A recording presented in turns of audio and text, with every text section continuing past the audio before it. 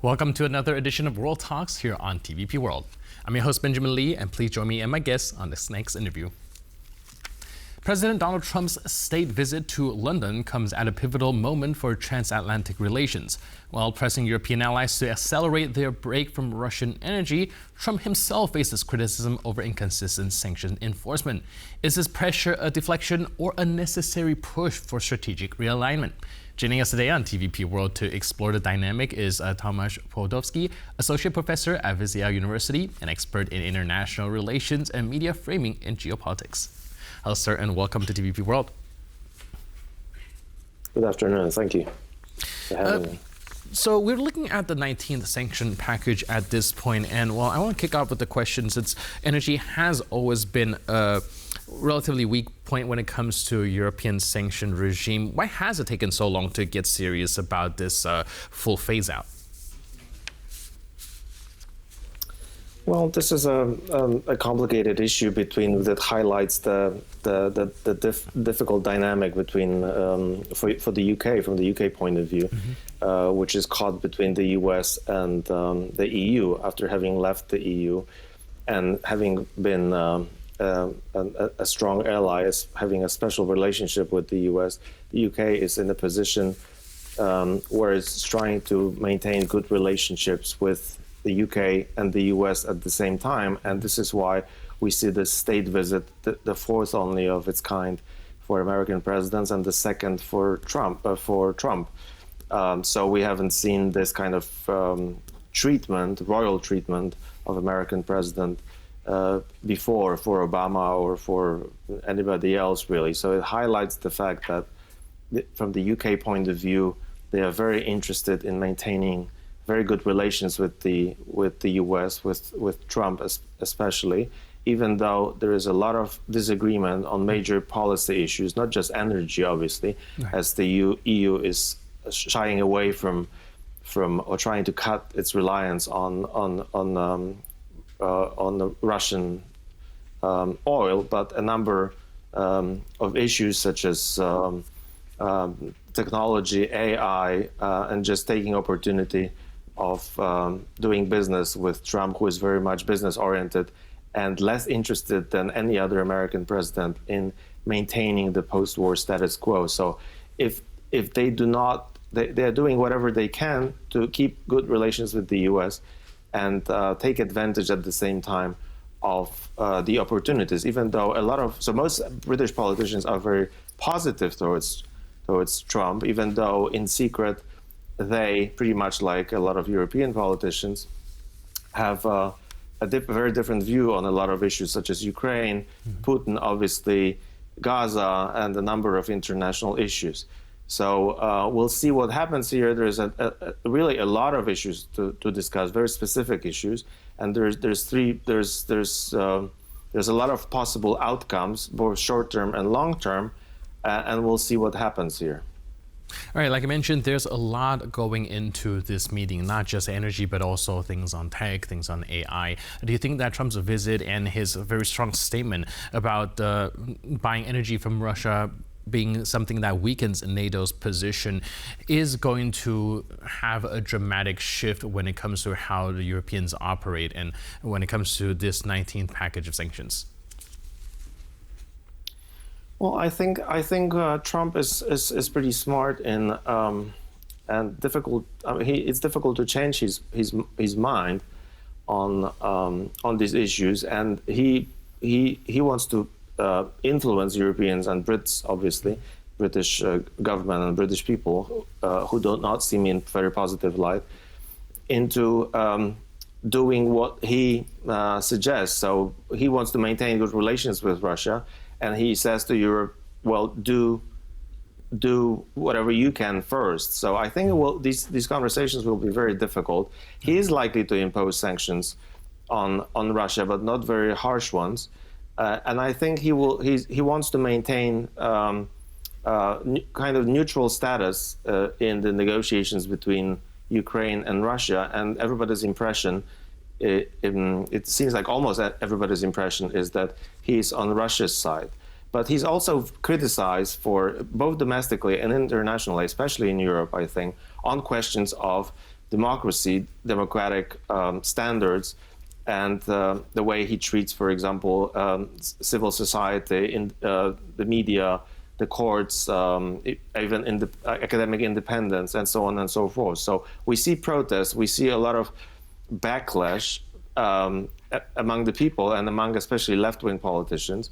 For example, the mayor of London is very critical of him. And I would say that most European citizens see him in negative light. But I think he's used to that, and it will take very careful diplomacy to arrive at to end these negotiations to mutual benefit. And I think the most difficult situation is obviously for the UK, which is caught between a rock and a hard place, so to speak, between the EU and the US that it has strong ties with, historically speaking, as obviously the US started in a revolution against the British colony. But Trump knows that he's not very popular. He once said that if he moved he would like to live in the UK, London, or wherever in the UK. He thought very fondly of the British Queen. But he's aware that he's not very popular there, and he once said that if he moved there, they wouldn't like his New York accent, and he would probably have to change it. So we'll see what happens. This will be an interesting visit. We'll see diplomacy at various levels at work here, and we'll see what comes out of this. Obviously, one of the more difficult issues for the UK is not being able so far to have influenced Trump towards lowering tariffs on steel and aluminum. All right, so let's expand on that line of thought a little bit. You mentioned a lot of people in the UK, especially in London, they're not seeing Donald Trump in a more favorable light. But we also saw how the country kind of rolled out the pageantry for his visit. Do you think that's going to create some sort of disconnect within the British public, seeing that on one hand, perhaps privately, they do not see the US president in such a positive light, and on the other hand, seeing the government giving him such welcoming, warm, and elaborate reception? Well, obviously, it's difficult from the social point of view, but I don't think that this will have very serious consequences. It will obviously depend on the local electorates. For example, Londoners, I would think, are very satisfied with the way Sadiq Khan has spoken and criticized very openly the anti-democratic nature of Trump. But I think citizens are aware of the fact that international relations, especially at the economic level, are often separated from economic issues. And they protest on a number of controversial issues, such as, for example, the sexual controversy. As most of you have probably seen those huge posters that citizens chipped in on, and this is one of the controversial issues that is facing Trump. And there's really a number, both, like I said, both domestically and internationally. I don't think that this will have serious consequences for the British government. Prime Minister Starmer thinks pretty positively, as for a Labour politician, about the American president. But I think that everybody is trying to find common ground, except for the leader of one party, especially. So I think that some agreement will be reached here on a number of issues. Unfortunately for the British citizens, not on steel and aluminum, but on a number of other issues, such as investment in AI, and so on and so forth.